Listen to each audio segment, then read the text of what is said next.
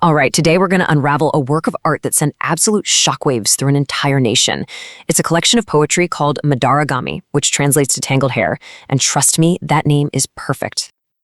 So, this is really the question at the heart of our story today. It's about a young woman whose words, just a few lines on a page, went up against centuries of tradition.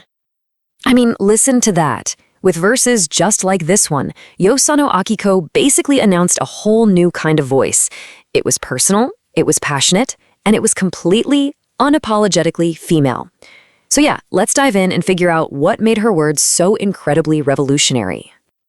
Okay, so to really get the sheer impact of what Akiko did, you kind of have to understand the world she was living in. We're talking Meiji-era Japan.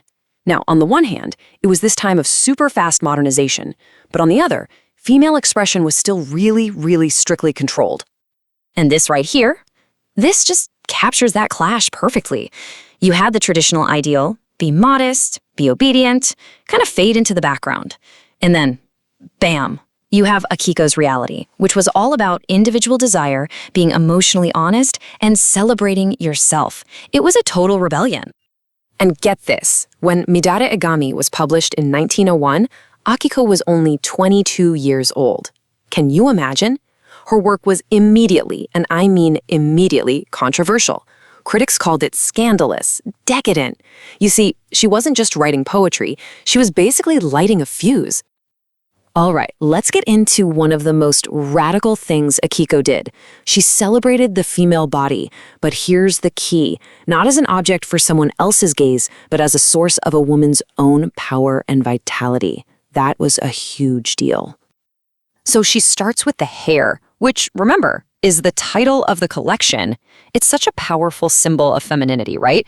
But for her, it wasn't just an accessory. She frames it as this living, breathing expression of proud, youthful life. It's her saying, "This is beautiful on my own terms." Wow, I mean, just look at the directness here. She's claiming her own sensuality, just pushing right past all these social taboos. And it's not with shame, right? It feels like this profound discovery. It's a total revelation. And then there's this. She connects blood, not with violence, not with being unclean or anything like that, but with the absolute essence of life and passion. It's a vibrant, powerful force of nature. For her, it's like the engine of her entire being. So building on this idea of celebrating the self, Akiko then does something else that was just mind-blowing for the time. She puts romantic and physical love right at the center of her universe, and she treats it with this almost religious intensity. You know, for her, love wasn't some quiet duty you perform. No way. It was this all-consuming experience, a kind of spiritual journey that she was totally willing to go on, even if society called it a sin. And what's amazing is that the shared sin actually becomes this sacred bond between them. And that brings us to this crucial idea of the beautiful sin. That's what this is all about. The idea that breaking the rules isn't some kind of moral failure. It's actually an act of living authentically. The passion is so real, so true, that it just completely transcends whatever society thinks is right or wrong. But hold on, because Akiko doesn't just stop at challenging social norms. Oh no. She takes her argument way higher. She goes straight to the highest authorities she can think of, the gods and religious figures of her time. I mean, look at this. She's directly challenging a Buddhist monk. She's putting the cold, detached life of asceticism up against the warmth of real human connection. And she's basically asking him, isn't a life without this kind of passion, well, isn't it the loneliest life of all? And then in this verse, wow. She treats a Shinto god not with all this distant, formal reverence, but with this startling, intimate familiarity. She's literally pulling the divine down to an earthly, personal level.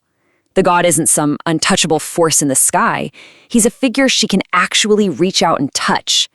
So the takeaway here is crystal clear, right?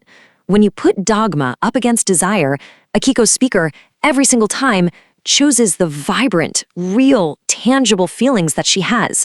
For her, human passion is the ultimate truth. Okay, so where does this all leave us? What does it all add up to?